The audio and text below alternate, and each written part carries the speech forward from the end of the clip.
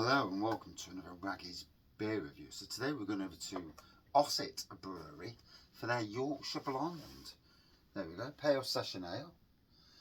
On the back it says Ossett Brewery, a progressive and passionate independent brewery located in the heart of Yorkshire, born of family values, unity, teamwork and integrity. Crafted over 2 decades, we've perfected the science of producing ales of consistently high quality and honed the art of brewing beers that are loved by all. Yorkshire Blonde.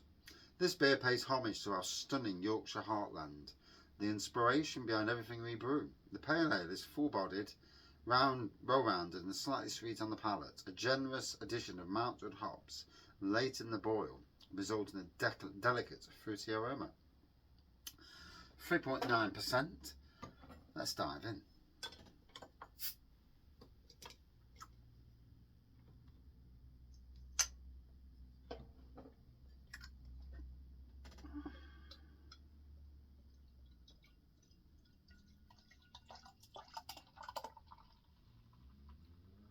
Not sure if I've had this in bottle before. I've certainly had it on cask before.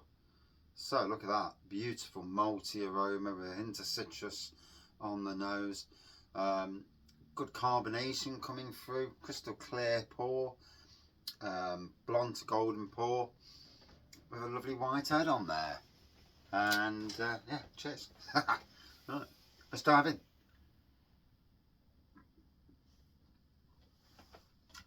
Slight sweet taste on the froth.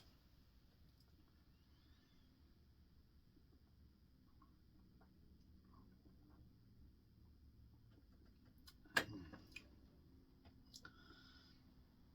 after a long day out in the bloody rain, it's nice to come home, come to the beer wall, like his tap room, the home of beer reviews, and you know, just have a nice beer and put the wheel behind me for a few hours. It's been a very wet day, and God, you get some idiots on the road this time of the year, and so it's nice just to come back and chill with a nice beer.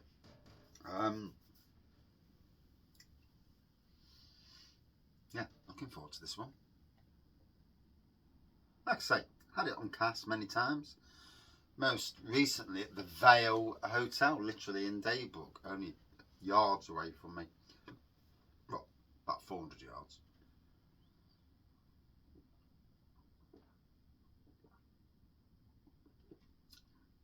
If I was to fly, about 700 yards if I didn't.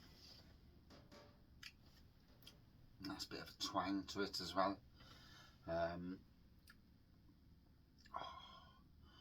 It's one of them beers, you know, there are many beers to drink, and sometimes it's just, you just want a beer that just hits the spot rather than something that had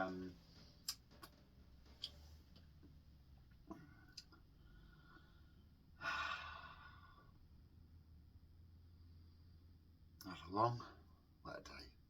Done some good work again today.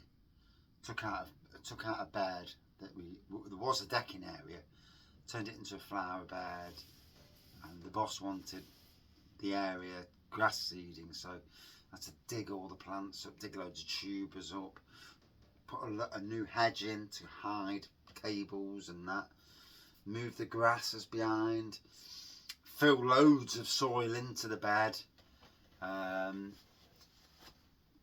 squash it down, rake it again, squash it again, rake it again, seed it, and yeah, as long as no one drives over it this weekend, it should turn out to be a nice flower bed and a nice addition to what we've already got. Hopefully no one drives over it. There's always the idiot who drives over stuff.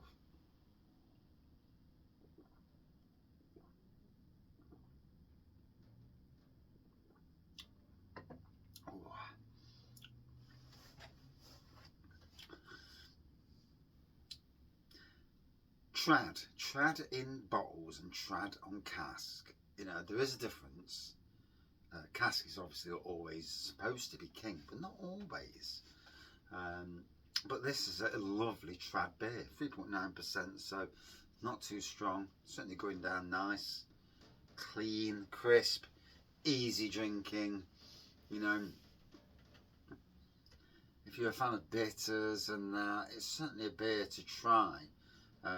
Me myself, I can drink literally anything, although I'm still not fond of Hogarden. Yeah, it's just not my cup of tea. But you know, you can't win them all. Not every beer is your cup of tea. But Ossett come to Robin Hood Beer Festival now for the last 2 years. Certainly, yeah, I think it's 2 years. In the pavilion, and they've sold out both times. So it begs the question: bring more beer. They might not be able to bring any more beer because they might not be able to get it down in the van or whatever. But yeah, it does beg the question. Obviously, a very popular brewery, and it's good to see them supporting Nottingham. Robin Hood Beer Festival. Although the pricing on the Friday and Saturdays leaves a sour taste in my mouth. 25 quid is pricey. 25 quid with more tokens that redeems what you paid to get in back a bit. Fair dues. 25 quid on its own is pricey. I understand there's lots to pay for and all that, but again, yeah, there is an element where beer festivals will price themselves out of existence, and locations of beer festivals. I mean, Robin Hood Beer Festival is a big beer festival, but maybe it means if the facilities are too expensive where they are, is to move it somewhere where the facilities aren't expensive, as expensive at the least, and go from there. Or has it got too big for its booze? One never knows. One never knows with beer festivals. The beers get less and less each year, and yeah, I've got some hard thinking about what I attend this year and what I don't attend, and I've already discounted some beer festivals because I just travel and cost, and yeah, and then obviously getting home on my own and not falling over and smashing my face. So yeah.